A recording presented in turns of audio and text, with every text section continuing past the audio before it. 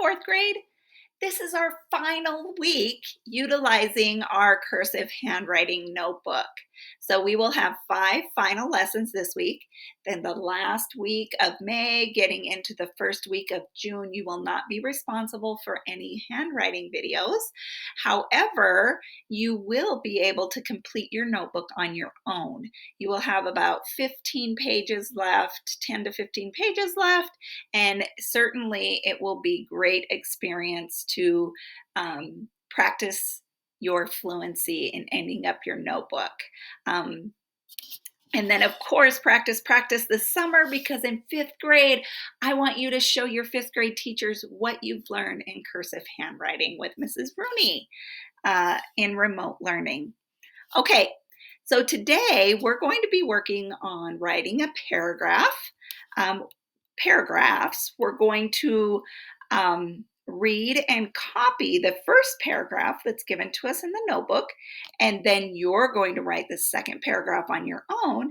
And then finally, the third task today is you're going to be responsible for coming up with a summary or a closing sentence or statement.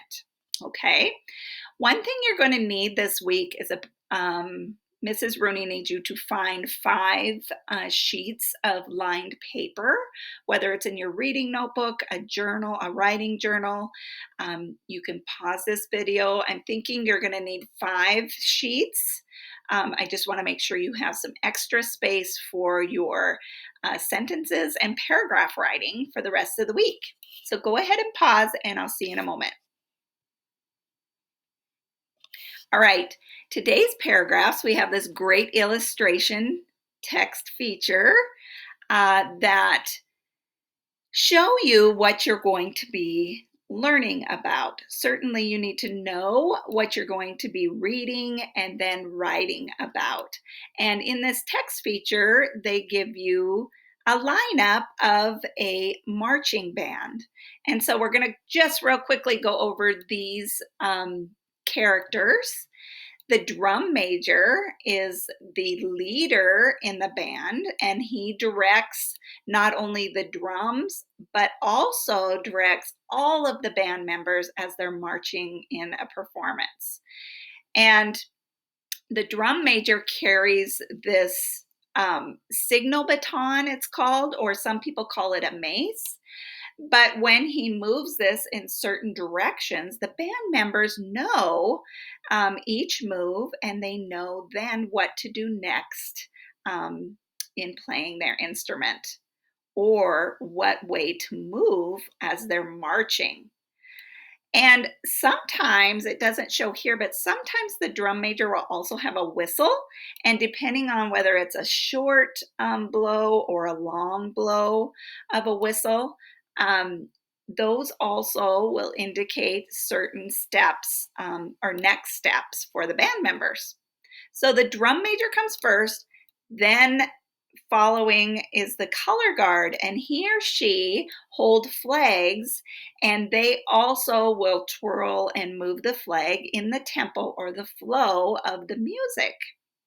And it's really cool when there's flags, because it also gives color to the performance.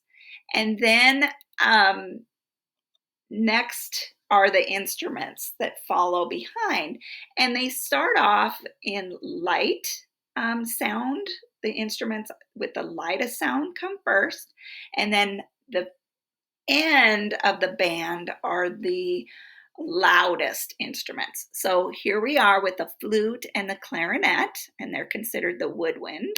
And then on the next page, 65, you'll see next come the brass section, which are the trumpet, the trombone. The trumpet has the 3 note keys, and then the trombone is sliding. And then the tuba, you blow into it, and out this big tube comes the sound. And so trumpet, trombone, and tuba gradually get higher in sound. And then come the percussion. And in the percussion here, they're demonstrating the snare drum, which goes around, strapped around your body. And then you have your 2 drumsticks. And then louder yet is the bass drum. And it's that booming drum sound that follows up the band at the very end. It's the caboose. Okay, so I'm going to show you real quickly a couple of world experiences. The first one is offered through this program, and it shows particularly the drum major and some of the members of the band. And then the second one is going to give you a more personal connection. I'm going to show you just a brief video of the MSU, Montana State University, marching band at a football game and some of the fun things that a marching band offers in performance, some of the moves. So real quickly. Our world.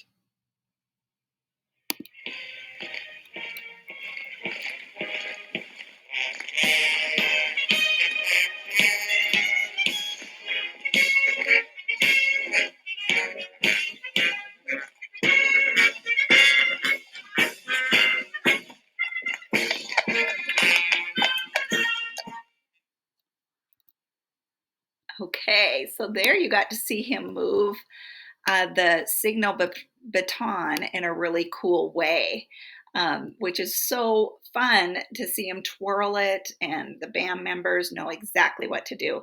And then also, did you watch their feet? How they all move in unison, meaning they're all lifting up their right foot and their left foot, and they're all keeping time with the music as they march. Okay, here is an example of the MSU marching band.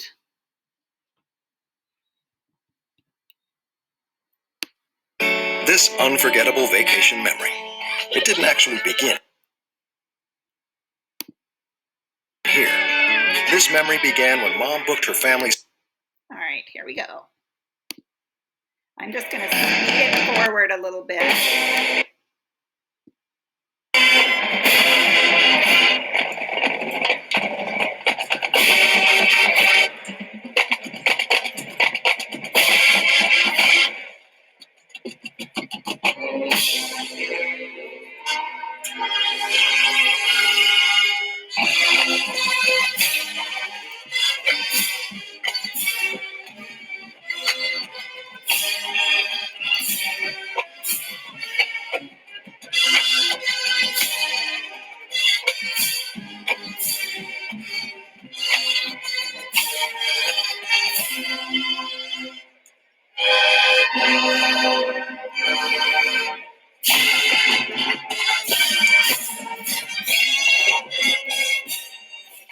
You can see the tubas are here and the drums. They're all in the same section. The drums and the tubas, they're the loudest. And then can you read this?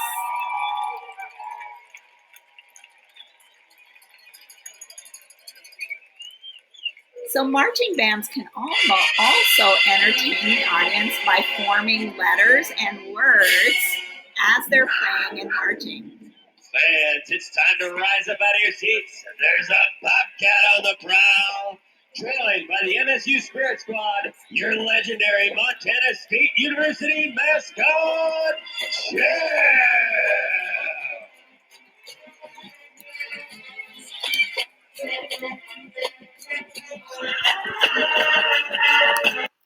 All right, so there's just a couple of examples that are really fun to watch. And of course, you can see them on TV if you can't see them in person. And then many of you will be part of a marching band when you start playing instruments in, as you get older.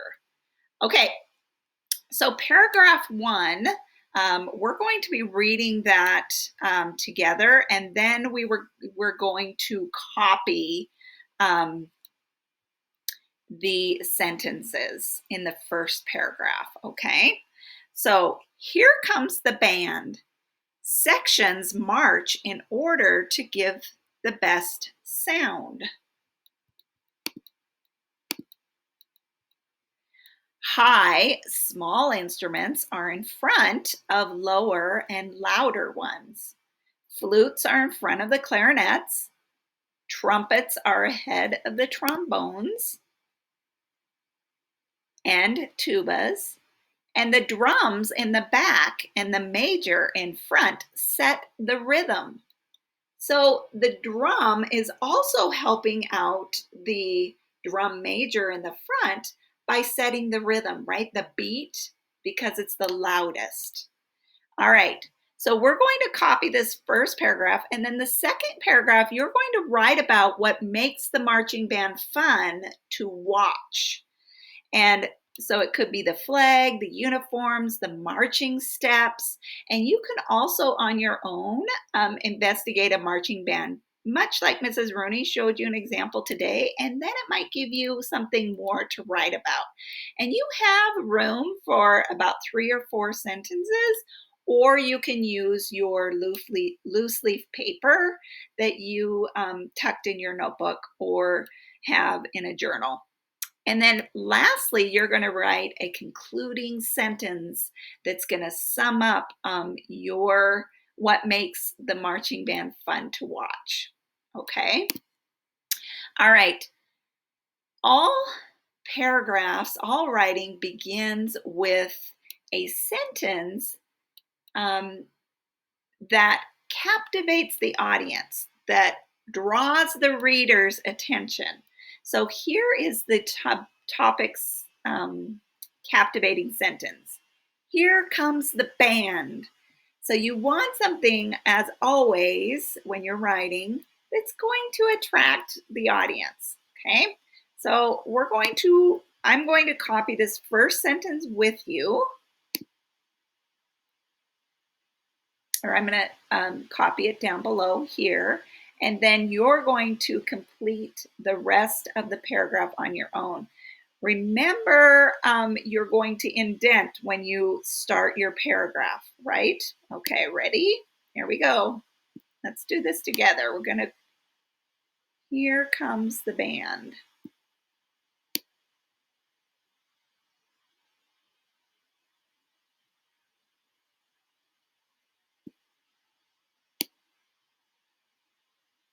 I have a tow truck letter here, O. Follow the midline and go straight into printed M.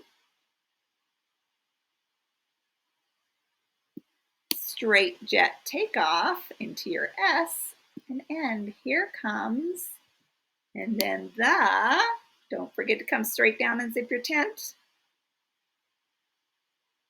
We don't have any toe letters in the, but you need to go back and cross your T.